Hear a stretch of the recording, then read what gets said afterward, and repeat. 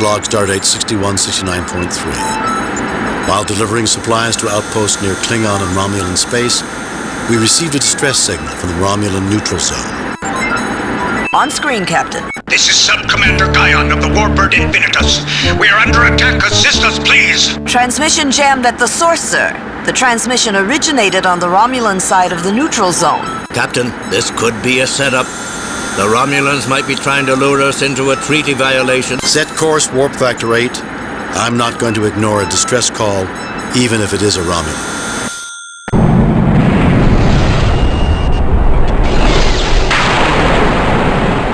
Captain's log supplemental.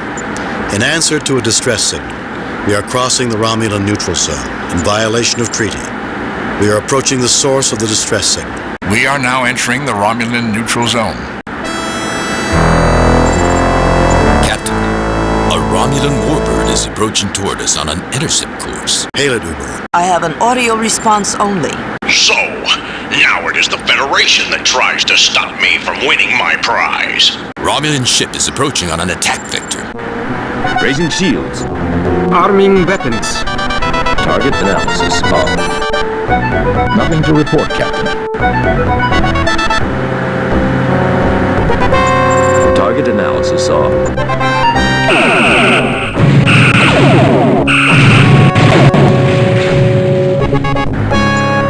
Target analysis off.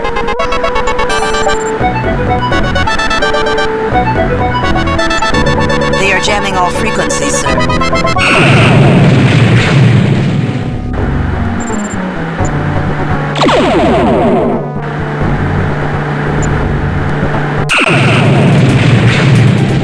Got him!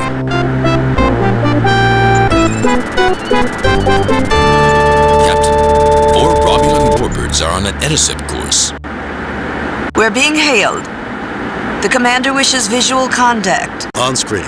This is Commander Starius of the Invictus. Commander, we were responding. Explanations are unnecessary, Captain. We thank you for your humanitarian response to the Infinitus distress signal, and we recognize that you destroyed the rogue warbird in self-defense. We will overlook violations of treaty this time. How kindly. Captain, we have discovered a mutual threat, a race of beings that seems determined to manipulate a wide variety of life forms that call themselves the Brassica. If you have encountered them, it may be in both of our interests to exchange information. Spock, transmit all we know about the Brassica to the Romulans. Thank you, Captain. Our information package has also been sent. Please leave Romulan space as quickly as possible. The longer you stay, the more difficult it becomes to ignore this incident. Understood, helmsman. Set course for Federation space.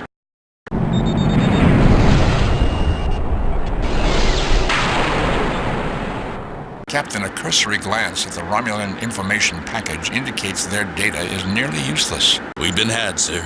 This day is not going well. Captain, we have an emergency message from Starfleet. Code 1. That's a planetary catastrophe. On screen. Captain, a very large alien ship is about to land on the planet Atipus in the Klingon neutral zone. The aliens stated that they intend to land in the midst of the capital city. Then the ship cut communications with us. Since then, all attempts to contact the alien craft have failed. You are the closest starship to Atipus. We want you to evaluate the situation and safeguard the colonists. We need you to make contact with the aliens. Our orders are to proceed to the Atibus system.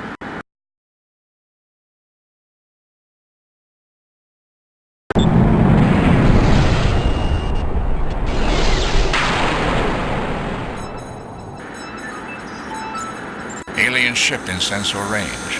I detect 1 Klingon battlecruiser on a parallel course. The Klingon commander is hailing us. On screen. Greetings, Enterprise. Welcome to Atibus. I am Captain Kla. And I am Captain Kirk. Greetings yourself. I appreciate your courtesy, Captain. I wish to inform you that we mean the colonists no harm. You have my word that I intend to take no action against them. As you know, this is neutral space.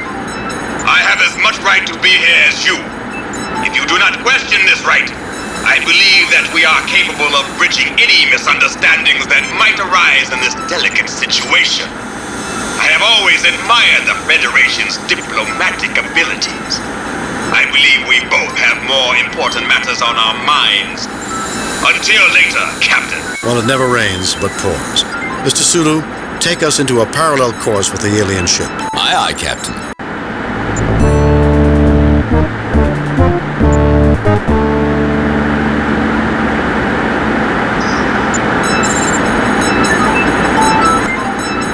No response from the alien ship, sir. Perhaps their communication system is malfunctioning? The Klingons regret that they are too busy to resume communications at this time. Sensors appear to be experiencing malfunctions. Fascinating.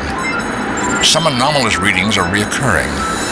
That would indicate that the ship itself is changing in unexpected ways. I have no explanation for the phenomenon. I have found at least one area that is suitable for transport. Lowering shields, Captain. Disarming weapons. Target analysis off. We're beaming aboard the alien vessel. Have Dr. McCoy meet us in the transporter.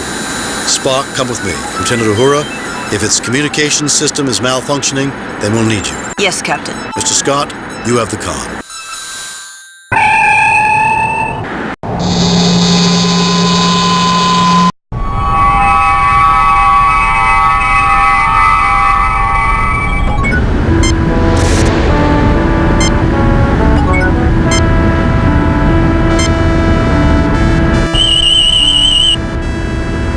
Slightly undernourished, sluggish pulmonary and circulatory conditioning. Doesn't get nearly enough exercise, I'd say. Brainwave activity uneven. I'd need a battery of tests to be sure.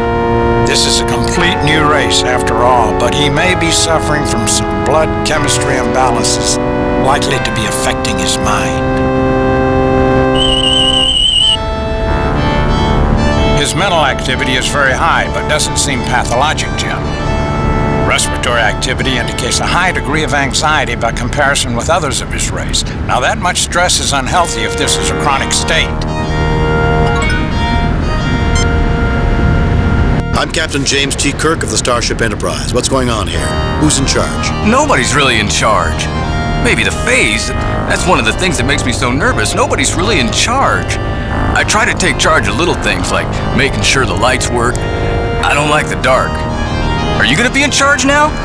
Maybe you should talk to the phase first. The phase? What's the phase?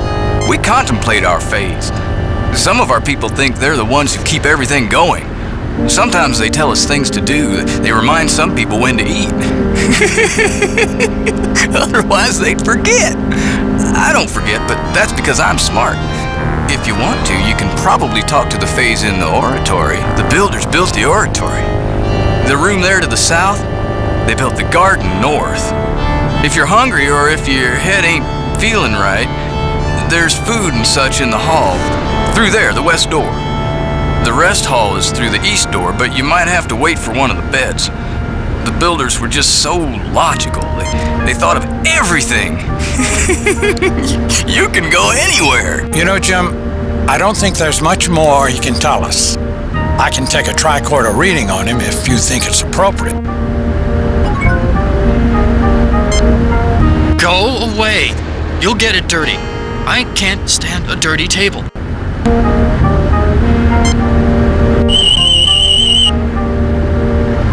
This person seems normal for his race, if perhaps slightly agitated. This person seems typical of his race and unremarkable, except for his fixed stare.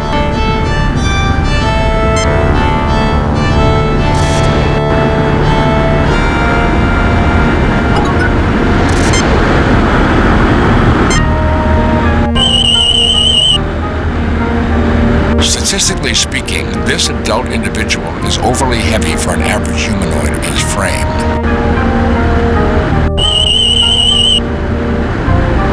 This individual appears to be typical of his race, perhaps somewhat elderly. The crown is made of paper, and the silvery rod he holds is wood wrapped with silver tape.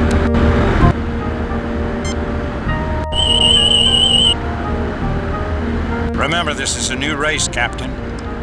While these people are clearly humanoid, I may not have all the answers. This individual is a bit elderly, but not in too bad shape when you take that into account. He seems to be suffering some brain lesions that might be genetically linked, nerve degeneration in the lower back. I believe this person has reached adulthood physically, Jim, but brain activity scans suggest he may have suffered a failure to mature intellectually.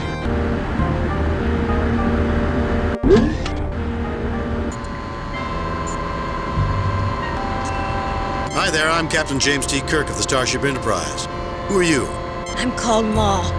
My son is Stan Bob, and I failed him. I feel so badly. I'm a terrible mother. The woman's eyes brim with tears, and she can't continue the conversation. The tricorder informs me that the Klingon boarding crew has just beamed into the adjacent room, Captain. You are Kirk. I am Kla, Captain of the Paul Yar. This is my aide. These Klingons are so innovative in their introductions. Shh! I'm Captain James T. Kirk, commanding the USS Enterprise. These are my crew, Science Officer Spock, Lieutenant Uhura, and Dr. McCoy. What can I do for you, Captain Clark? You can avoid interfering with me or my man as we look around the ship, the same as you. And with the same air of mutual goodwill, we will avoid interfering with your activities. Unless we have cause to think your actions in some way threaten us or the Empire we represent. We do not threaten the Klingon Empire, Captain Clark, nor its legitimate representatives. Then there will be no difficulties between us, will there? We will leave you to your investigations now and carry on our own.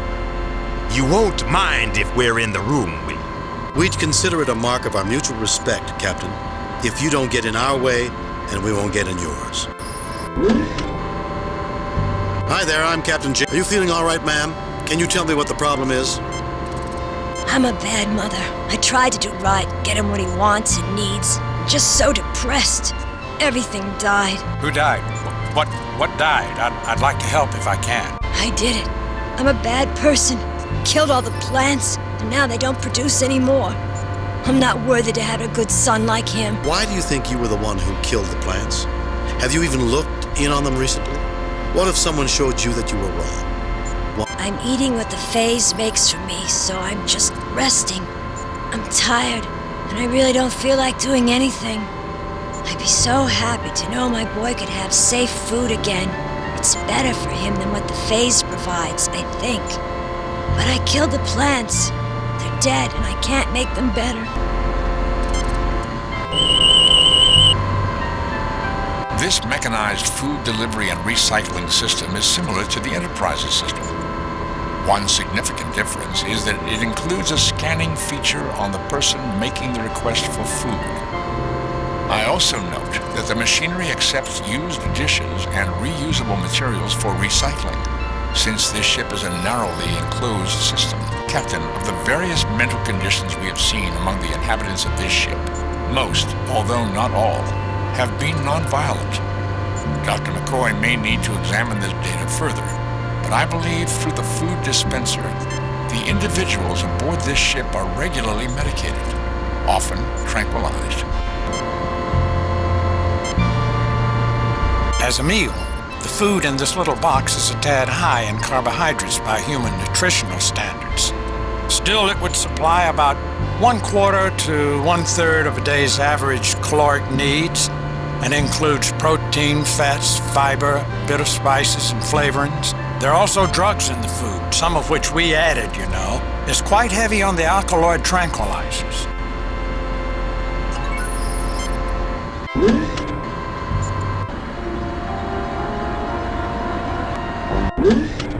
We are just here to look around, Captain. I'm sure you don't mind. Would it matter if we did? Your doctor's discourtesy, though indirect, does no credit to your party, Captain Kirk.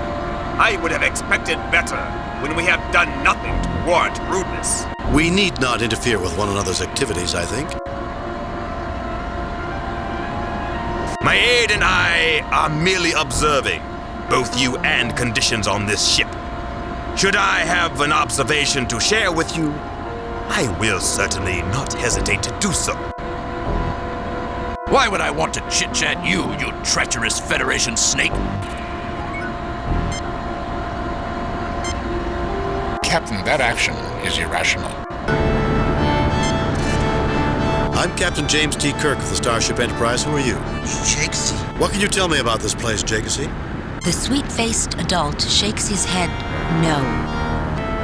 Methinks you peasants should know your place and speak only when royalty speaks first to you.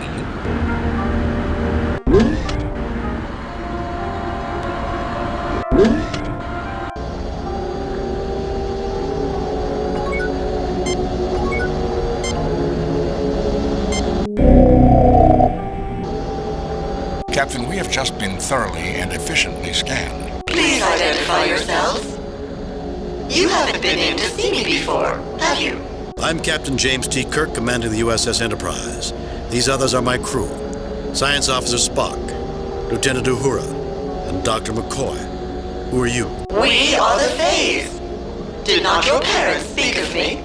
Captain, note that it identifies itself only erratically in the singular I, and a blend of voices typifies its communication. Are you suggesting it is a hive mind, Mr. Spock? Or is the voice synthesizer simply programmed for a harmonic chord of voices? Inconclusive.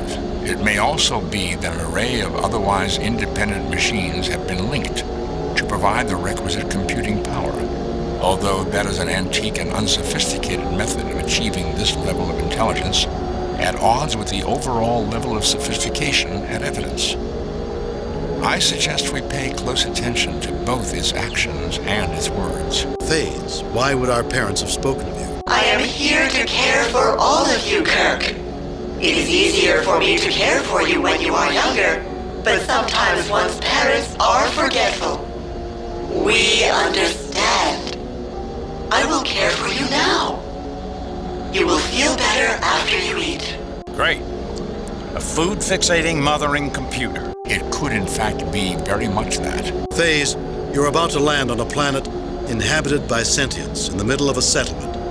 If you are in control of this vessel, you must stop. You must not land there. You will feel better after you eat, dear. Run along now. I'm very busy.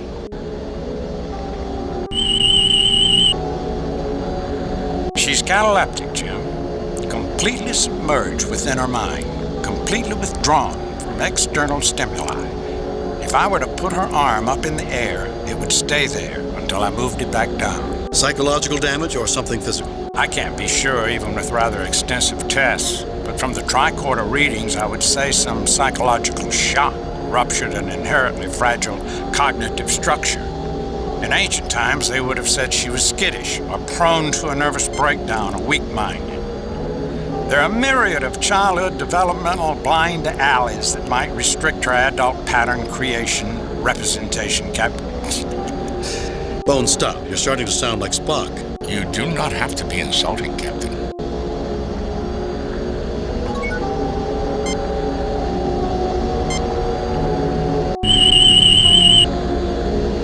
An extremely complex mechanical construct, Captain. Readings indicate this is a functional AI, an artificial intelligence of considerable sophistication. It may not be in perfect condition, however. Certain power shunts may be repair solutions to malfunctioning subsets. It sounds like you're saying there's scar tissue, where the machine healed old damage. Precisely, Doctor.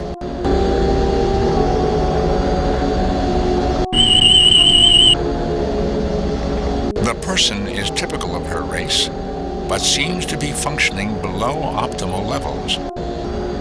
There is no response at all. Not even a flicker of attention crosses the person's eyes.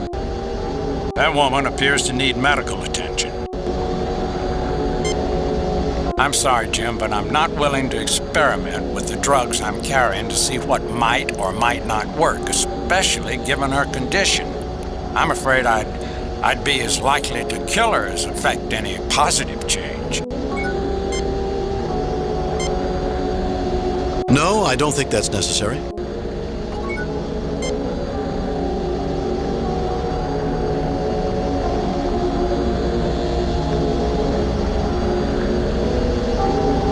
She appears to be cataleptic, Jim. No response to outside stimuli, a total lack of voluntary motor responses. Can you do anything for her, Bones? On the ship, maybe. The tricorder can tell me a little more, of course. A country doctor's bedside manner can only go so far. I suppose I could eat something. I think it makes me feel better, even though I'm such a bad mother. Such a bad person.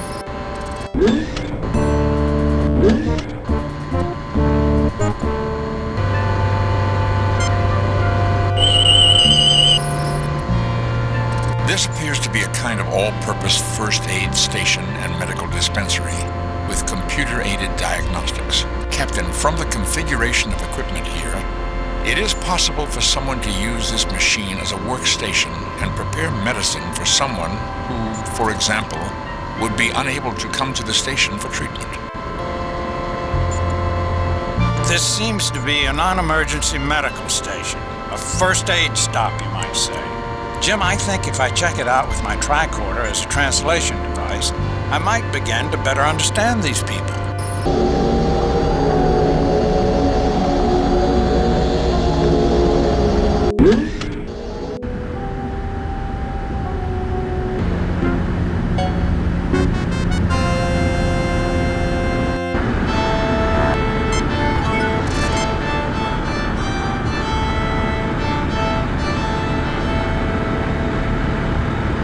Noble-looking woman you are. You have my permission to speak.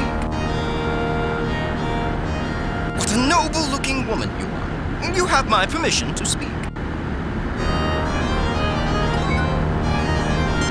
You stand out remarkably, bearing yourself like a queen. Yet these Carls do not treat you as royalty. Surely you have royal blood flowing in your veins? My ancestors ruled in the lands of Kush and Timbuktu. We may speak as peers, you and I. Oh, I am so glad to find another of royal blood. I am so tired of sitting here all the time, but whenever I leave, thralls and lesser folk plant their fundaments on the great throne, and that's just not acceptable.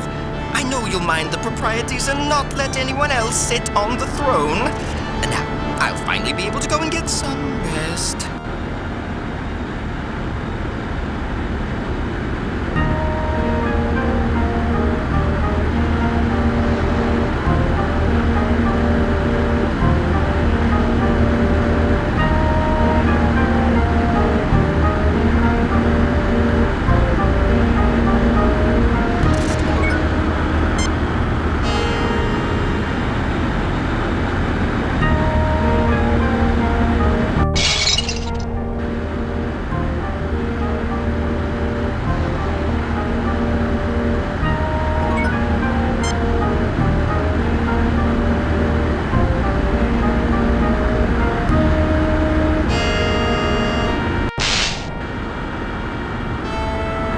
You manage to untwist a length of wire and a light bar.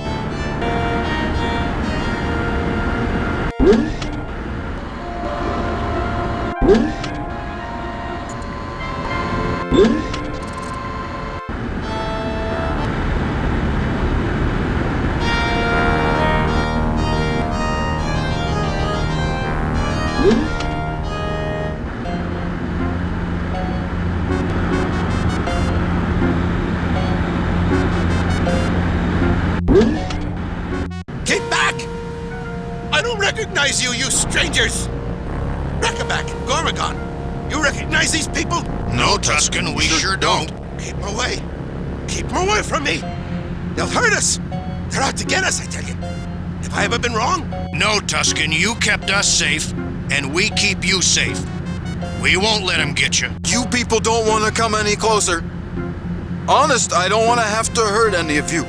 It's just that Tuscan won't like it.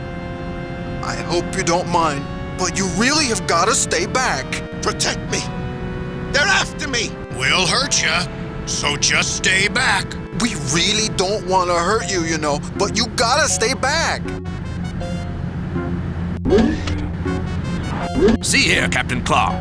I told you those Federation scum would be nosing around behind our backs. The Klingon observers seem interested in remaining to watch what goes on here. You stay away from my brother. What do you want with him? Do you want to fight? I love a good fight.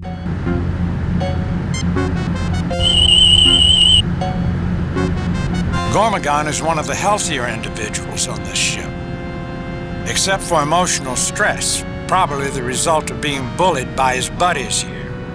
He's reasonably sound in mind and body. If I had to, I'd feel confident about treating him medically.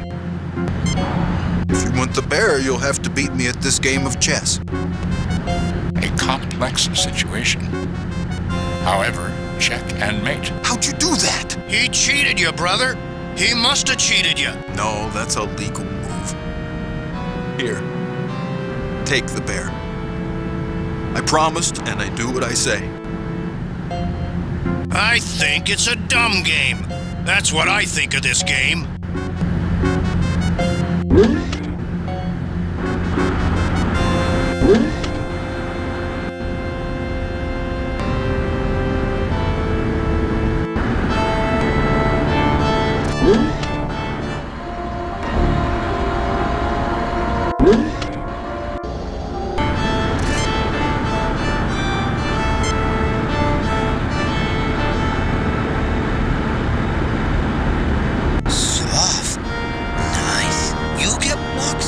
He gathers together the blocks and gives them out to you. No effect. You get blocks now? He smiles broadly as you take the blocks.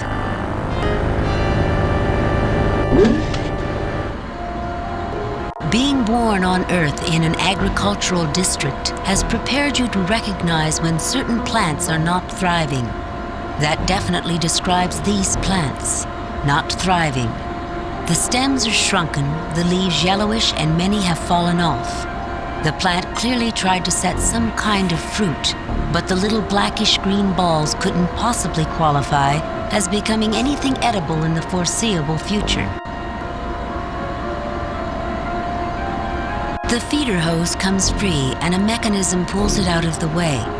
But a terrible stench rises out of the container, smelling like many things died in there long ago.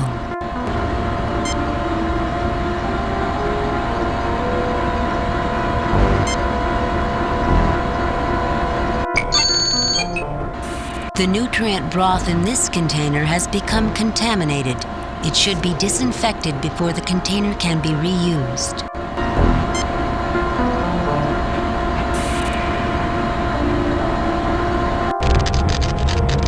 The container heats up rapidly and foul-smelling smoke pours out of the small opening on the top.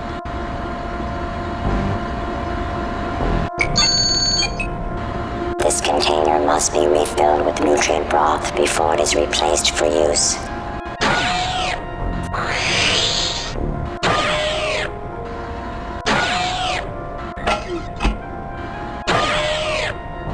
Feeder hoses roll out on wired mechanisms and insert into the container. From one flows a clear liquid nearly filling the container. The other hose just makes burping noises.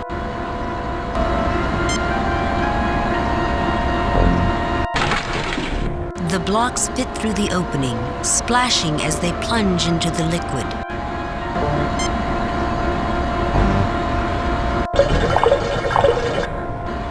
The container heats up slowly and the sound of bubbling echoes from inside. You stop and the container quickly cools. I think that did it, Captain. This container of nutrient broth is ready for use.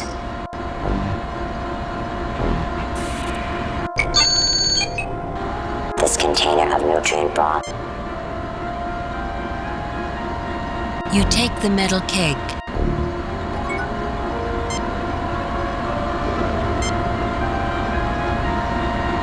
You settle the container back into the niche it was removed from. The feeder hose, looking shiny and clean, rides out on some mechanism and reattaches to the newly filled container. You hear gurgling and see the nutrient broth begin swirling through the liquid medium. The dying plants seem to perk up before your very eyes.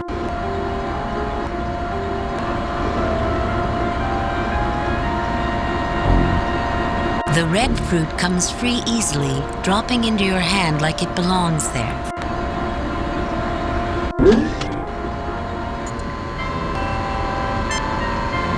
You got the plants to give fruit again, and I'd given up.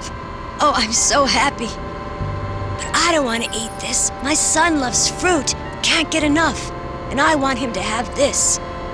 Please take it to him. He should be playing in the sleeping hall.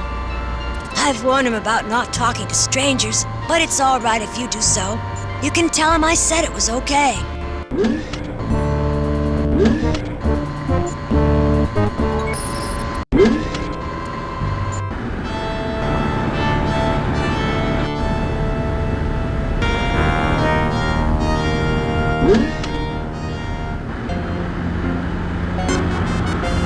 Hi there, I'm Captain James T. Kirk of the Starship Enterprise.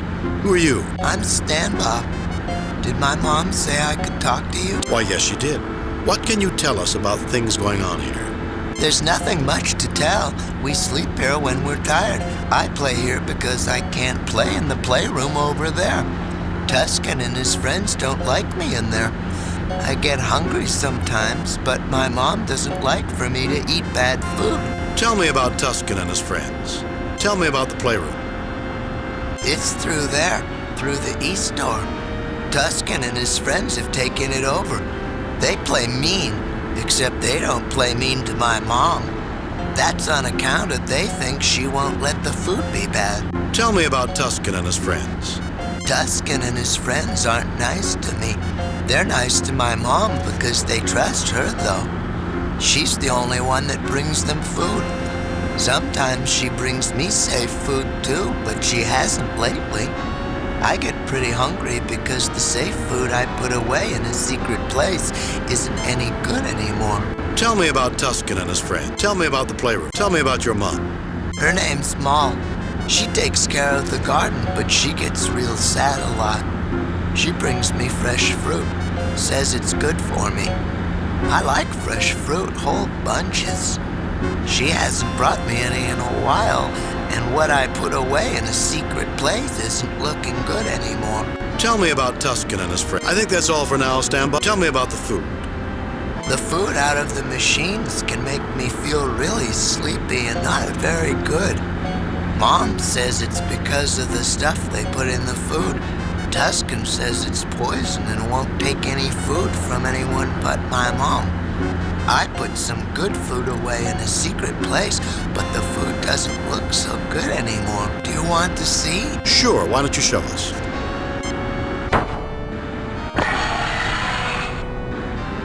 The youngster opens a hidden cabinet near him, and a sour smell like rotting fruit flows from the opening. See, it went bad.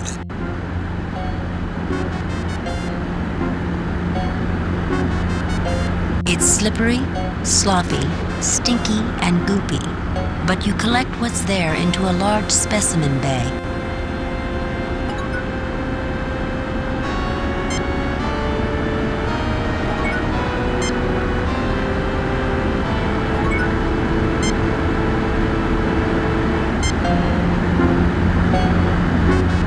This is for me? Wow, thank you. Mom would really be happy. She has been so sad about not being able to give me what I like to eat. Even though I told her it was okay, she was really, really sad. Now she'll be really happy. Thank you.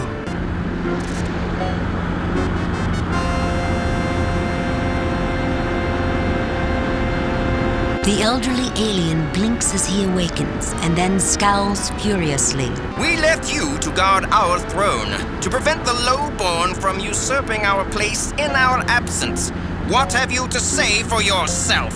The elderly alien looks slightly puzzled. We are glad to hear it. Now we have business elsewhere. A king is forever at the beck and call of those he rules. Farewell, O queenly one.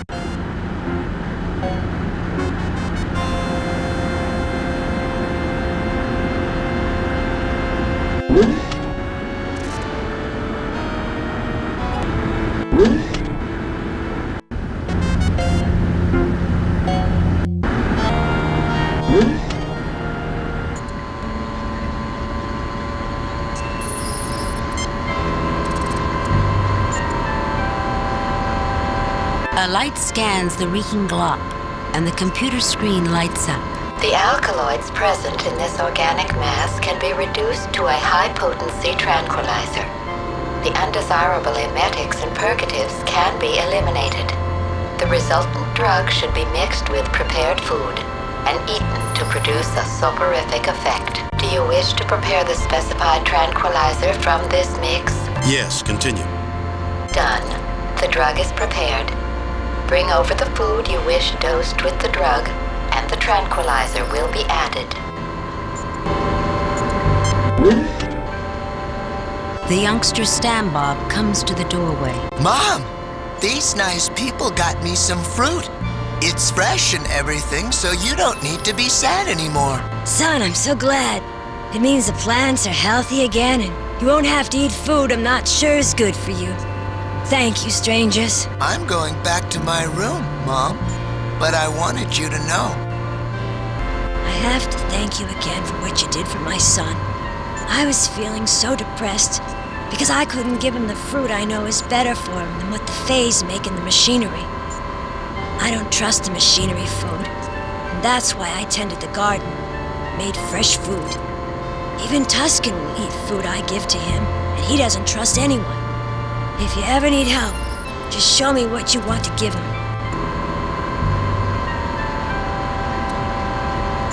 The machine whirs, lights blink, and a pre-packaged container of food is deposited.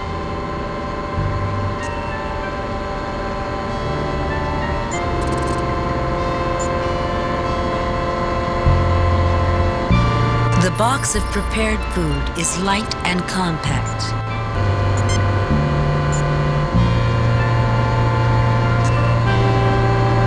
A light scans the food box and the computer screen lights up. The food in this box has been prepared with standard quantities of tranquilizing alkaloids, calmatives, and euphorics. The drugs and chemicals added in preparation cannot be extracted without degradation of their potency. The high-potency dosage of alkaloid tranquilizer you have prepared may be added now if you wish. Go ahead. No, I don't think we need to do that. Go ahead. Tuscan will only accept food from you. You said you'd help us after we helped you. Will you give this to Tuscan? It's heavily medicated, but that might help Dr. McCoy here to do something so he's better off. I'll take this to Tuscan now because I trust you. Go back to him and show him your food. He'll call for me, and I'll give him this instead. He'll be a good boy.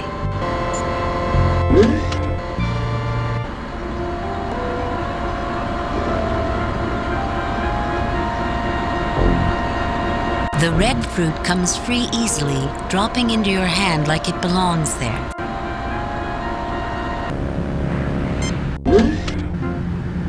See here, Captain Claw. I told you those Federation scum would be nosing. The Klingon observers seem interested in remaining. I am hungry. So hungry. It looks like good, wholesome. Maul? Where's Maul? I don't take nothing from nobody. Nobody except her. You do something to it. Make me different. You'd rewire my head.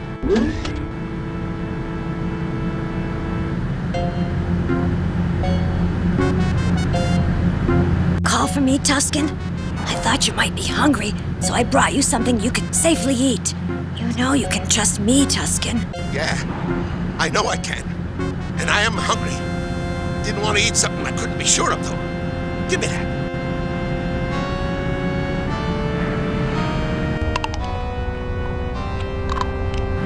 Now I want to take a nap. Maul, you watch out for me, okay?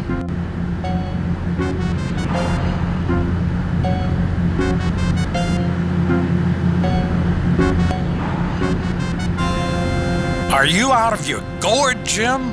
That hulking brute will rip your limbs off.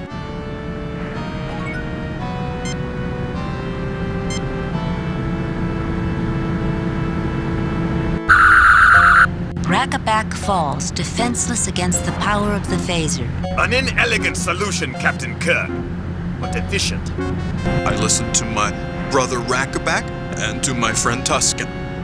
They say we have to protect. Well, Tuscan's just confused.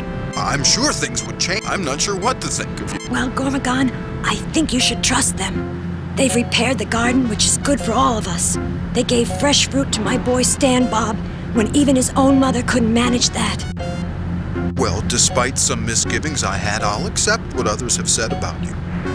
I think I should show you the way into the heart of the Fays, the secret entry that Tusken is so afraid of. I feel that something good can come of this.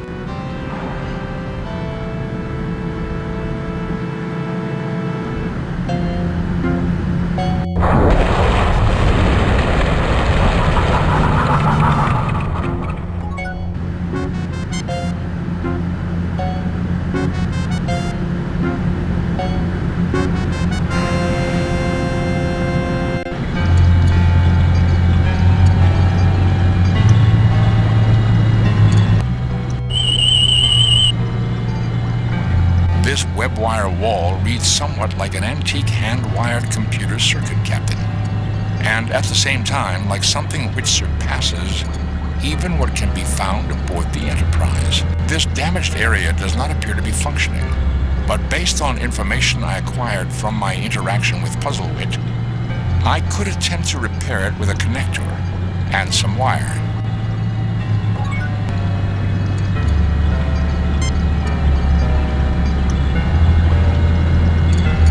The information I acquired from Puzzlewit's mind indicates this could be a delicate operation, easily mishandled. I think we should start off with the connector from the light bar in order to complete these repairs, Captain.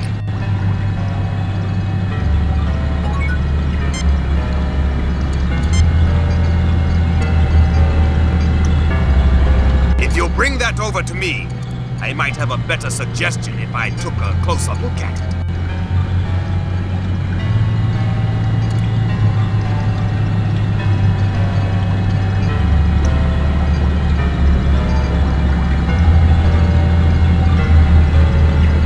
I worked with things like these when I was younger. Given our surroundings, see if you don't find this more useful.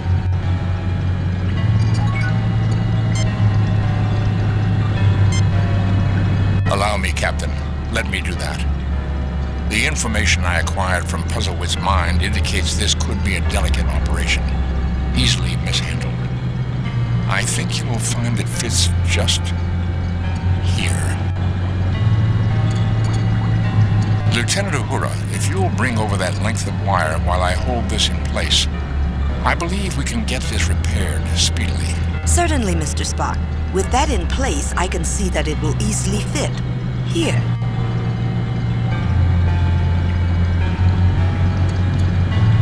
The final connection is made, and Uhura smiles widely. That's it! That fixes the broken connection.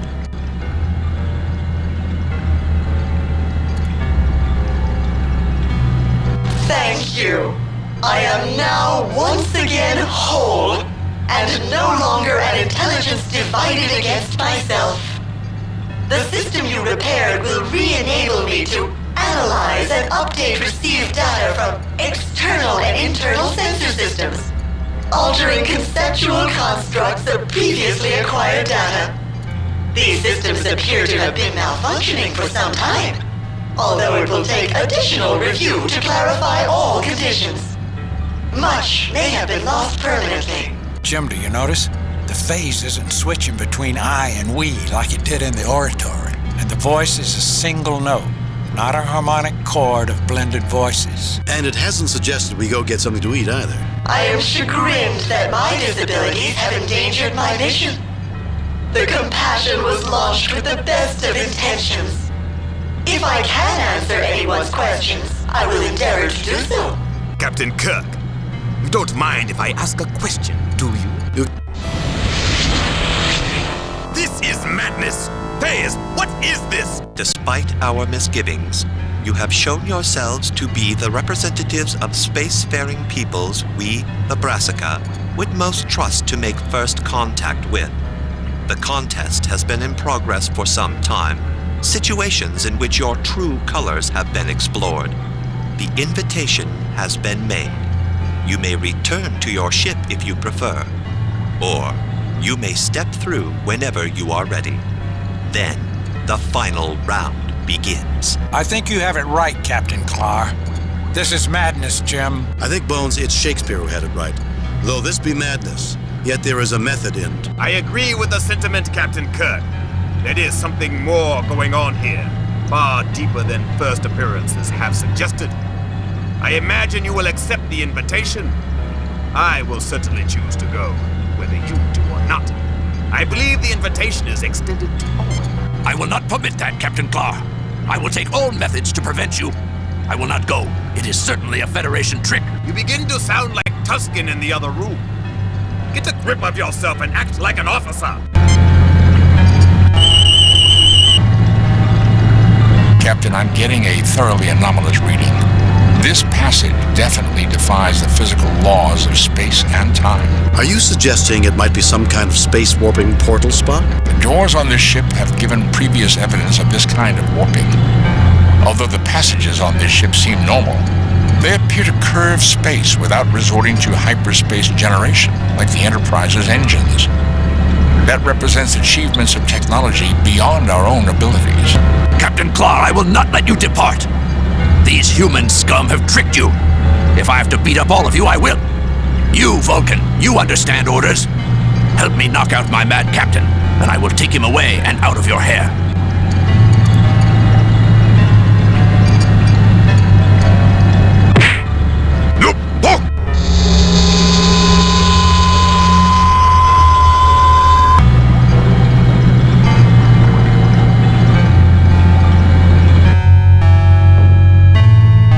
Mr. Scott, they've disappeared off the sensors. What do you mean, laddie? They've just vanished.